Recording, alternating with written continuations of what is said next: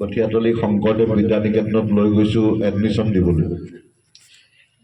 এইটো আপোনাৰ এনে ইংৰাজীত নাৰ্চাৰী বুলি কয়, কিন্তু তাত মুকুল বুলি কয়। একদম এইটো ক্লাছ নহয় আৰু জাষ্ট ল'ৰা ছোৱালী অহা যোৱা কৰে।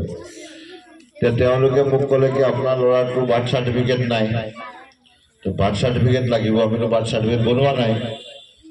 তেতিয়া মই কঠীয়াতলী হস্পিটেলত গ'লোঁ।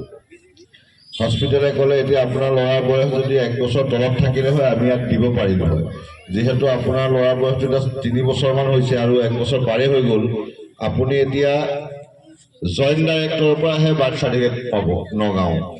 জইণ্ট ডাইৰেক্টৰ তাত আহিলোঁ, তেওঁলোকে ক'লে আপোনালোকে এফিডেভিট জমা দিব লাগিব, তেতিয়া আমি এফিডেভিট জমা দিয়ক, তাৰ পৰা NOC-খন কোৰ্টে দিব, তেতিয়াহে আমি বাৰ্থ চাৰ্টিফিকেট দিম।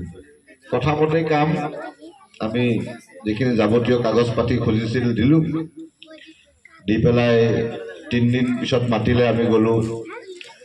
আৰু মই তেতিয়া এইটো 22 নম্বৰ ৰুম নে কি বুলি কয় কোৰ্টত, আপোনালোক যায় চাগে, এইবিলাক কাম চাম চলে, মেজিষ্ট্ৰেটিভ ব্ৰাঞ্চ বুলি কয় আমাৰ কোৰ্টৰ তলত। এতিয়া নম্বৰটো বদলিছে, তেতিয়া সিটো চাইডে আছে। এতিয়া মই গ'লোঁ আৰু সংযোগবশতঃ মোৰ লগত 3-4জন মানুহ আৰু আছিল।